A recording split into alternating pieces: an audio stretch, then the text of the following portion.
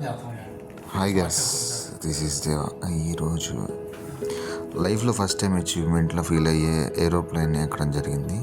So ఈ flight experience వచ్చేసి Gannavaram airport దగ్గర జరిగింది అనమాట. సో ఎక్స్పీరియన్స్ అనేది ఎలా ఉందో మీకు ఎక్స్ప్లెయిన్ చేయడం కోసం ఈ వీడియో తీస్తున్నాను. సో ఫస్ట్ ఆఫ్ ఆల్ మాది వచ్చేసి విజయవాడ. సో విజయవాడ నుంచి గన్నవరం ఎయిర్పోర్ట్కి ఇంచుమించుగా 20 కిలోమీటర్స్ ఉంటుంది. సో ఈ ట్రావెల్ అంతా త్రూ బైక్ మీద జరిగింది, నా బైక్ మీద.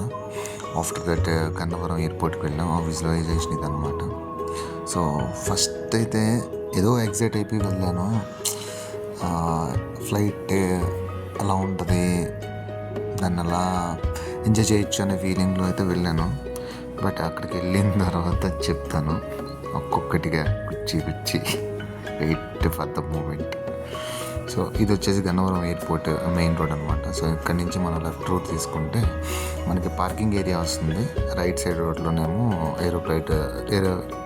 ఎయిర్పోర్ట్కి సంబంధించి లాంజ్ యాక్సెస్కి సంబంధించి వే ఉంటుంది. సో వేలోకి వెళ్ళిన తర్వాత ఫస్ట్ మనకి చెక్ ఇన్ అవ్వాలి. ఎందుకంటే అక్కడికి వెళ్ళి మనకి సంబంధించిన డాక్యుమెంట్స్ని వెరిఫై చేయాల్సి ఉంటుంది, మన టికెట్ అండ్ ప్రతిదాన్ని. సో అక్కడ వెరిఫై చేసిన తర్వాత మనకి టికెట్, మనకు ఒక ఫ్లైయింగ్ టికెట్ ఇస్తారు. సో దాన్ని పట్టుకొని మన బ్యాగ్, లగేజ్ ఇవన్నీ చెక్ని తీసుకెళ్ళాలి. అక్కడ మనకి సెంట్రల్ ఆర్మీ ఉంటుంది. సెంట్రల్ ఆర్మీ టీం మనల్ని వెరిఫై చేస్తారు.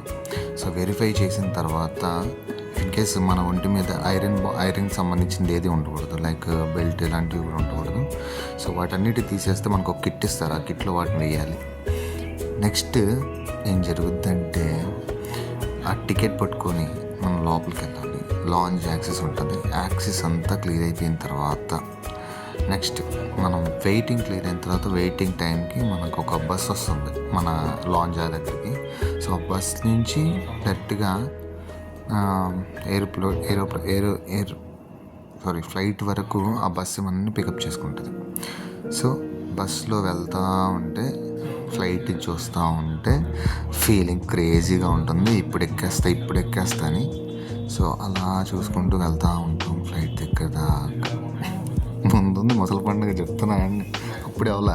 ఎందుకంటే డొమెస్టిక్ ఎయిర్పోర్ట్ కదా, కొంచెం అంటే మనం తీసుకోలేము. యాక్చువల్లీ నేనంటే మూవీస్ చూసి ఉన్నాం కాబట్టి ఫ్లైట్ అంటే ఇంత లగ్జరీగా ఉంటుంది, ఇలా ఉంటుంది, అలా ఉంటుంది అని థింక్ చేశాను.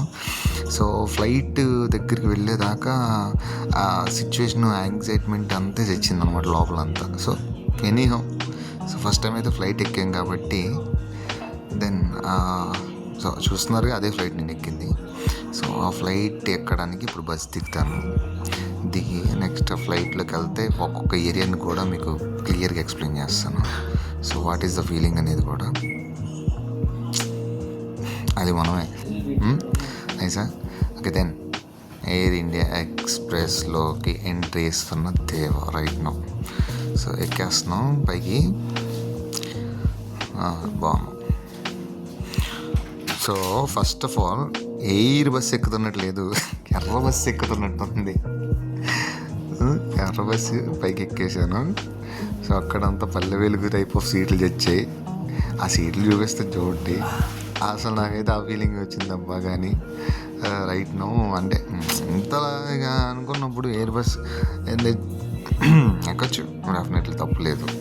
సో మిడిల్ క్లాస్కి అందుబాటులో ఉన్న ప్రైజెస్ కాబట్టి ఆ మాత్రం మెయింటైన్ చేస్తున్నారు. సో పర్లేదు, నాకైతే well and good experience. Made this air India express, that's it guys.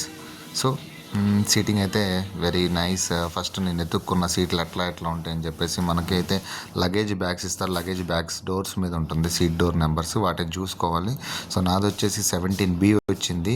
3 seats ఉంటాయి అనమాట. 3 సీట్స్ మిడిల్ సీట్లో నా సీట్ ఉంది. సో మిడిల్ సీట్లో కూర్చున్నాను.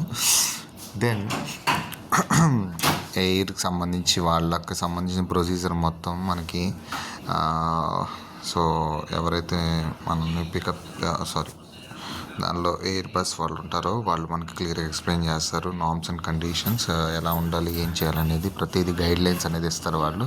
సో ఆ గైడ్లైన్స్ ప్రకారం మనమైతే ప్రిపేర్ అయ్యి ఉండాలి ఫర్దర్గా in case any unexpected things are happens. So అవి మీకు చూపిస్తున్నాను బుక్లో, వాటిని కూడా చూడండి. సో అండ్ బ్యావరేజెస్ వాటి ప్రైజెస్ ఎలా ఉంటుందో కూడా చిన్న బుక్ ఇచ్చారు. ఆ బుక్ కూడా మీకు చూపిస్తున్నాను. సో వాటిని కూడా చూడండి. ఆ బ్యావరేజెస్ ప్రైసెస్ కూడా మనకి అందుబాటు ధరల్లోనే ఉంటుంది. సో వాటిని కూడా మనం పర్లా క్యారీ చేసుకోవచ్చు. కానీ ఫుడ్ టేస్ట్ విషయానికి వచ్చేసరికి ఎక్స్పెక్ట్ చేయమాకండి బ్రోస్. ఎవరైనా కానీ సిస్టర్స్ బ్రోస్ ఎవరున్నా కానీ నా వీడియో చూసేవాళ్ళు ఎవరైనా మీరు ఎక్స్పెక్ట్ చేయకండి. అది ఎంత ఎగ్జైట్మెంట్గా అయితే ఉండదు టేస్ట్. సో నామినల్గా ఏదైనా కడుపులో పడాలనుకుంటే మాత్రమే తినండి.